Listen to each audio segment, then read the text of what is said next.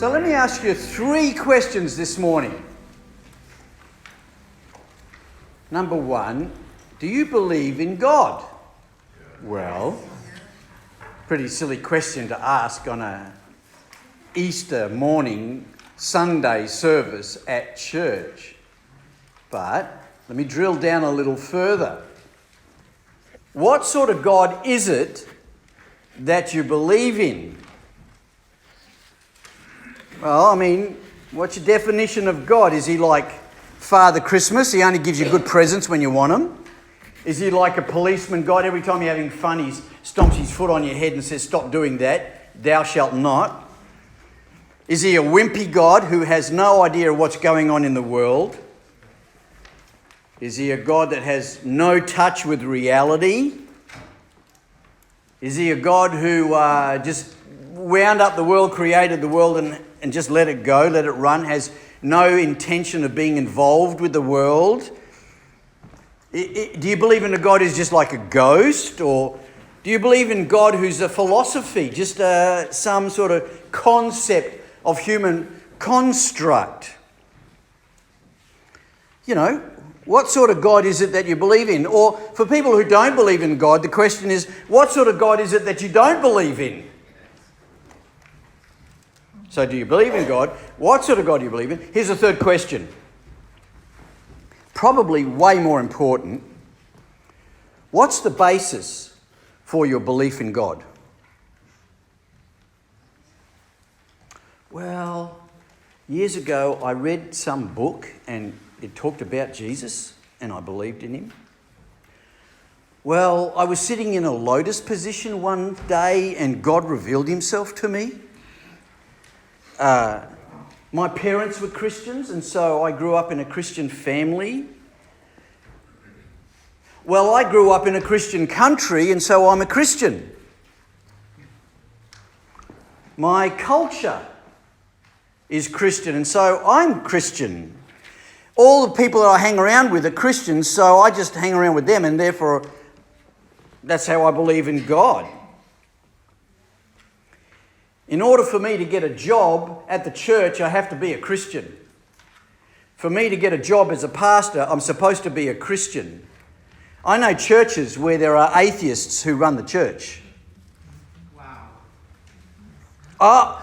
Actually, I believe in God because I read an article in the National Enquirer at the checkout at Safeway. So a much more important question is, if you do believe in God, what caused you to believe in God? What's the basis of your faith?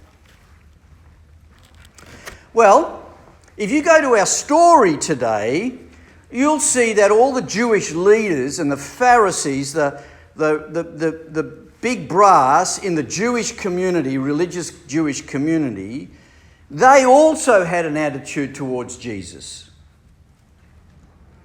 They went to Pontius Pilate, who was the Roman governor of the time. He controlled that area. And they had 3 requests of Pilate. Pilate, we want you, this guy Jesus, we just read, he died, he was killed, murdered on a cross. We want the tomb of Jesus to be secured. We want you to put a guard around the tomb, and we want you to seal the tomb to make sure that nobody's tampered with it. And then they say, this is verse 64 of our reading, Matthew 27. So the religious leaders and the Pharisees, they're speaking to Pilate, give the order for the tomb to be made secure until the 3rd day. Otherwise, his disciples may come and steal the body and tell the people that he's been raised from the dead. This last deception will be worse than the first. They requested this of Pilate because they didn't want this last deception to be worse than the first. What was the first deception? Well, Jesus claimed to be God. What was the last deception? He said he was going to rise from the dead after 3 days, after being dead for 3 days. That's why I've entitled my sermon this morning, The Last Deception, ? Is the resurrection of Jesus the last deception, according to what the Pharisees said? So I want to help us, with the help of the Pharisees and the priests of the day, I want to help us answer these three questions. Do you believe in God? What sort of God do you believe in? And what's the basis for your belief? So here's a $64 million question. Did Jesus actually rise from the dead? Or was the story of his resurrection just a great deception? That's what the Pharisees and the priests said. It's interesting how many religious leaders get all of this stuff screwed up. They've been doing it for 2,000 years, and I expect if Jesus doesn't return, they'll be doing it for another 2,000 years. Was the resurrection of Jesus a great deception? Now, I think every human being alive needs to ask that question. Is the resurrection of Jesus a deception, or is it real? I'll tell you why. If it's true, then that fact has serious implications for the whole human race, not just us in North America or Australia or England, the whole human race, all Indians, all Africans, all Chinese. If it's true that Jesus rose from the dead, then everything he said is true. If it's not true, then it's a great deception. And as the Pharisees claimed, this was the greatest last deception. And the whole human race has been misled for 2,000 years. The story of Jesus is absolutely irrelevant. Now, there are three basic responses that people give to this story of the resurrection. Did he rise from the dead, or did he not? Some people respond with some sort of belief system. Yeah, I believe he rose from the dead because I read it in the National Enquirer magazine at the Safeway checkout, along with UFOs and aliens. Some people actually believe it to be true and have lived their life on it. The second response is people are really angry and hate God and hate Christians and hate everything to do with the resurrection of Jesus.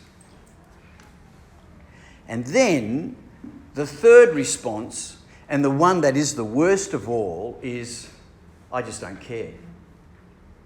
I just don't care about the resurrection of Jesus. Apathy is the worst response to the question, did Jesus live, die, and rise again? And I'll tell you why.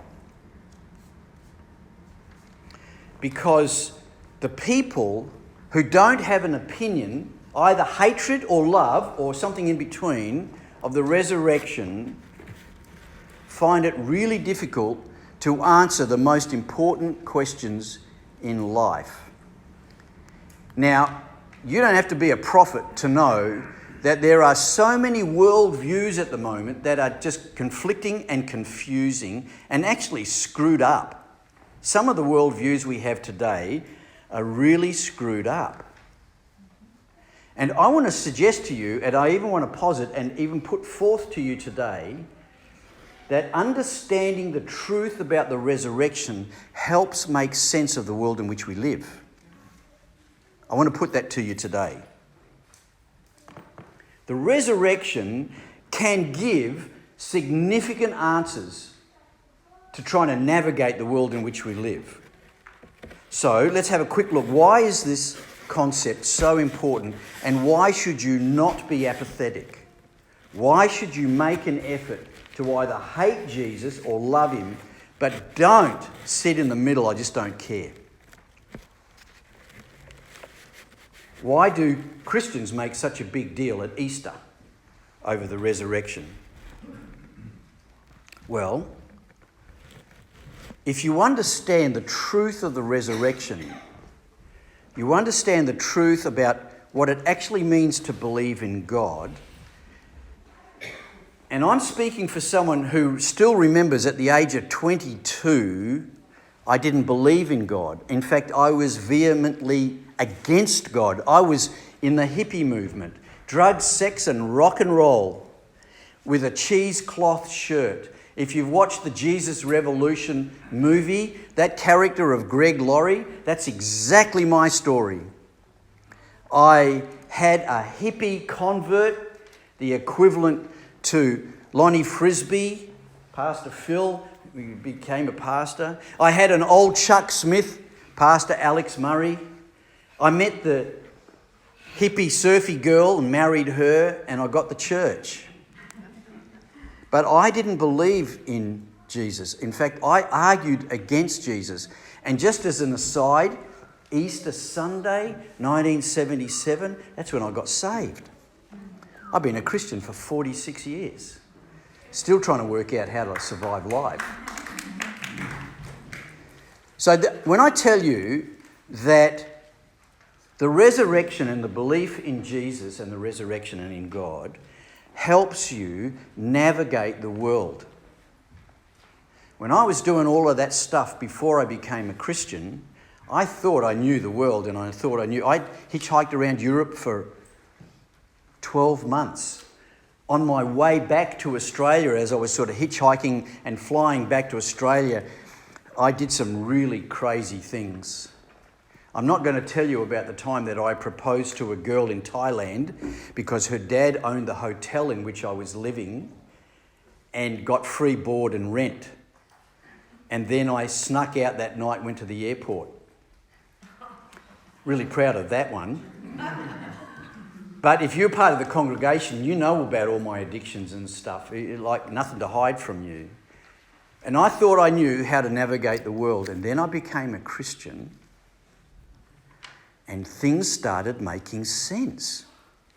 So the reason why I want to suggest to you that it's really important for you to consider the resurrection and the life of Jesus is because it helps you navigate the world in which you live. It gives the best explanations available for why the world is the way it is.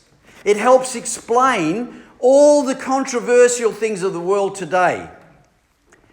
The resurrection of Jesus and the reality of God and the life of Jesus and the life of faith helps explain things like Black Lives Matter, gender equality, racism, cancel culture, the definition of truth. You know, you got your truth, I got my truth. The purpose and the meaning of life, understanding world politics, the WEF, United Nations. Understanding the resurrection, believe it or not, helps us navigate all of these things in our life. It helps not only navigate, it makes sense. Oh, I understand how the world works now. I get it. I understand the world in which I live and how it works. I get it now. Okay, let's go back to the story in Matthew and see how this story helps us understand the world and how it works. We read in the story today that's in your bulletin, we actually read the account of when Jesus died, not actually when he rose from the dead. That's the next chapter in the book of Matthew. But we read in Matthew's account that when Jesus died, immediately as Jesus died, and this is recorded only in Matthew, these parts, some of these parts, these things happen. Jesus is dying on the cross. It's 12 o'clock, he gets put on the cross. 6 a.m. that morning, Good Friday, he was already before the courts. Imagine the court being up and about at 6 a.m. Well, that was trumped up, right? The Jewish leaders got all that organised. The courts didn't open till 10 o'clock, but 12 o'clock, he's on the cross. 3 o'clock, he dies.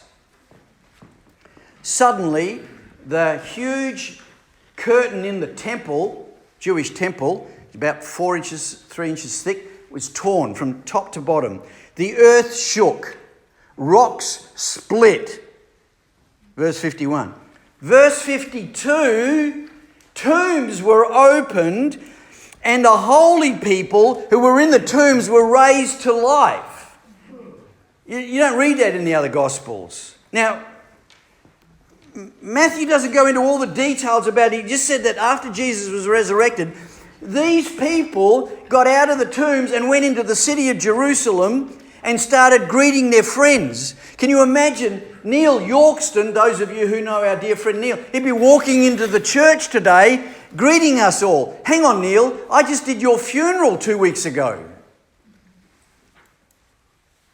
Oh, it's just stories. No, it's not true. Hang on a minute. The guy who's in charge, this is verse 54, the guy who's in charge of guarding the temple is a centurion. That's like a general of the Marines. Like this guy, he's seen battle, right? He's not a wimp. He's killed people. He's in charge of 100 men in battle, a centurion, and all the guys, these battle-wearied, battle-hardened soldiers were all terrified. Something has to happen to make a soldier like that scared. And then he blurts out, surely this guy was the Son of God. So the centurion came to the conclusion that Jesus was the Son of God. Now that's just in this record. There are other records outside the Bible that talk about this, but that's a sermon for another day. The chief priests, they also drew their conclusions after Jesus died. So they went to Pilate and they said, you know this deceiver? He told us that he was going to rise in 3 days' time. So much for the argument for people who say Jesus never said he was going to rise from the dead. Look, the priests are quoting what he said. So we want the tomb secured to make sure that he can't rise from the dead. Otherwise, someone's going to go in, steal the body, and say he rose from the dead. Now think about that. That's really logical, right? You know that the guy you've been following for 3 years isn't actually dead because you stole the body. And then the next emperor comes along and says you have to renounce Jesus. Say, no, I'd rather die over a dead body. I don't think so. Anyway, the Jewish leaders, this is the last great deception. The first deception was that this guy, Jesus, said he was God. The last deception is he's going to rise from the dead. He's going to be a fake resurrection. So, verse 65 is really interesting. They said to Pilate, can we secure the temple? He said, take a guard, go make the tomb as secure as you know how. Okay, religious leaders, go to the tomb and secure it and see if you can make the tomb secure. Well, we know what we'll do. We'll put a guard at the front of the door and we'll put a seal on the rolled stone so that if the stone gets rolled, the seal will be broken. You know the old saying, the stone wasn't rolled away so Jesus could get out. The stone was rolled away so the disciples could get in. They tried to prevent the resurrection, the Jewish leaders, the religious leaders. You don't think if Jesus knew how to rise from the dead, he could handle a secured stone? So look, I want to come back to these 3 questions. Tie this all together. Do you believe in God? What sort of God is it that you believe in or don't believe in? And what's the basis for your belief? Well, first of all, what's the basis for your belief?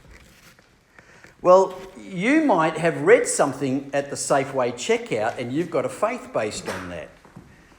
But let me tell you that authentic Christians have a faith based in history. It's the historicity of the resurrection that we put our faith in. We don't put our faith in circumstances. God didn't happen here and then God happened here and God acted here. No, we start with the resurrection. And if you do your homework, if you want to do your homework, it's undeniable, it's a historic fact. There's more evidence for the resurrection of Jesus than that Plato ever lived. Socrates existed. If you want to do your homework, you see, we base our faith, I base my faith, not on the circumstances of my life, but on an historical fact. Jesus rose from the dead to prove that he was the Son of God in human form, and the resurrection is proof of that, and the proof of the resurrection is there if you want to find it. We believe in God, not because of some book I read. No, I believe in history. You're not going to find God with a telescope or a microscope. You've got to find God, in the life of Jesus, with historicity, the study of history. Secondly, what sort of God do I believe in? Well, I actually believe in a loving God. I believe in a God who actually cares for the human race. Now, I want to say this to you. This is me, the pastor, speaking to you, and I say this endearingly with respect, the sheep. God really loves you. He really, really loves you. He cares deeply for you, and it doesn't matter what state you're in. It don't matter none if you're a drug, sex and rock and roll or you grew up in the church. He loves you deeply. It doesn't matter what you've done in your life, he still loves you deeply. If you find that hard to believe, I'll explain that in a minute. But I want you to know that God really, really knows you by name and he cares for you. That's what Jesus taught us. He cares deeply for you and he loves you deeply. And he wants to have an intimate relationship with you. Not just an intellectual, academic relationship, an intimate. He wants to become your best friend. Now, watch out.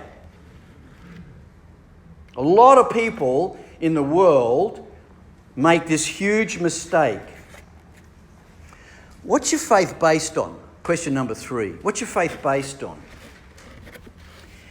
If you have a faith or not faith based on circumstances, I don't believe God because, well, some of you are going through some terrible things right now, and you've got loved ones who are really, really sick, and God hasn't answered your prayer for healing. So people who go through that, many people just lose their faith, circumstantial faith. I really prayed for this job and I didn't get it, so I don't think God's real. Circumstantial faith. If you have a circumstantial faith, a faith based on your experiences, then you will tend to understand and interpret everything in the Bible and with God through your circumstances. You'll tend to understand the Bible and faith and God and the world in which you live. You'll tend to understand that through your circumstances, if you do that. You'll understand the world through your circumstances. God is cruel. God doesn't care. What about dying babies? What about suffering? Because faith that's based on circumstances doesn't know how to navigate these things. Now, they are very important questions, and they are really good questions, and they must be asked. What about dying babies? What about suffering? What about cruelty? What about human trafficking? What about all the politics of the world? All good questions, and all should be asked. And can I say on the side, there is a legitimate answer for all of them, a biblical answer. But if you try to make sense of God on the basis of the world in which you live and your experiences, it'll be really confusing for you. It really, really doesn't make sense. The other alternative is that you understand the world in which you're living through the historical record of the resurrection of Jesus. Not circumstance, history. The history of the resurrection. If you're willing to do the work on that and study that and find out that the resurrection of Jesus actually happened, and you have faith in Jesus, you will have a much better way of understanding the world in which we live. If you believe in Jesus and this historical record, you can then make sense of your circumstances. You can make sense of the world in which you live if you start with the resurrection and the history of the resurrection. If you start with your circumstances, you won't be able to make sense of the world. If you start with the resurrection, you'll be able to make sense of all your circumstances. In other words, what do you base your faith on? Is it a historic faith or is it a circumstantial faith? Circumstantial faith. Do you have faith based on history or do you have faith based on circumstances? Or no faith at all? You see, you either interpret faith in light of the world in which you live, which is going to be really confusing because the world we try and make sense of the world in which we live and add faith to that, or you interpret the world that we all have to navigate and live in through the light of faith. You start with faith, it makes sense of the world. You start with God, and then you begin to understand the world around you. If you start with the world around you and try to understand God, you'll be totally confused. Nothing makes sense. Everything seems to contradict itself. Even God doesn't make sense. Even the Bible will contradict itself. And Jesus is just a fairy tale. But if you start with historic faith, everything will begin to make sense. And I'm speaking not only as a pastor, but from personal experience. Anecdotally, it works if you're willing to do the work. So, let me conclude.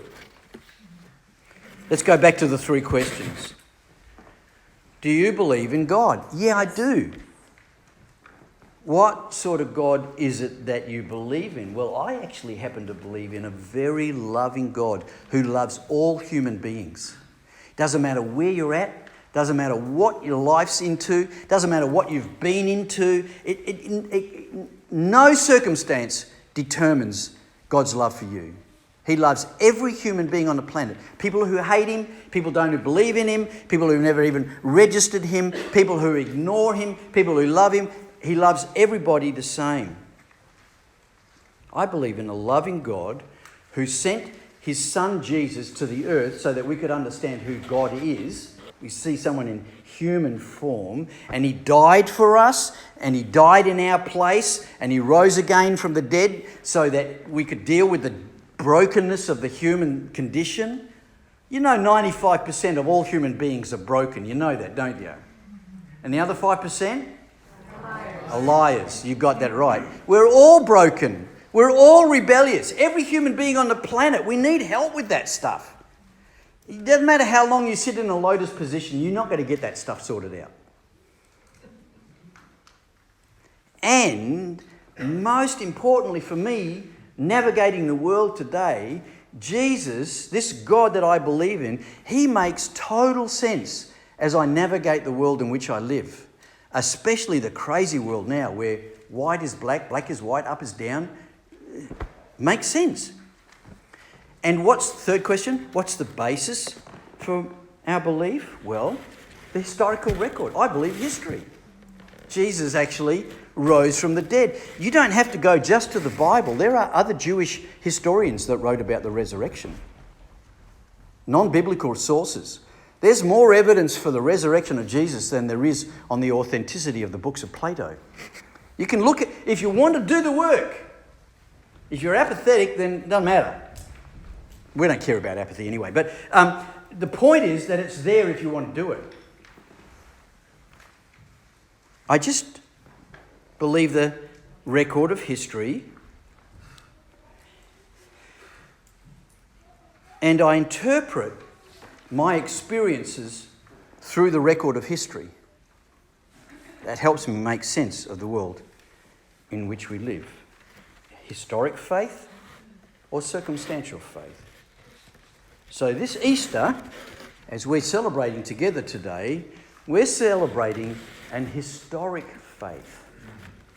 Now, you might have warm fuzzies, that's good, but that's not what we base our life on. You might have cold pricklies at the moment, and we don't base our life on that either.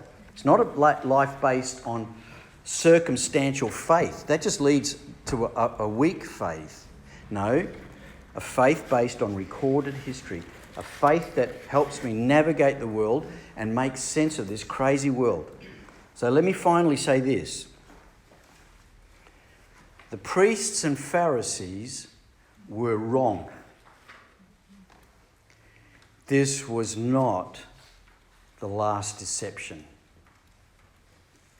This was the greatest event in history.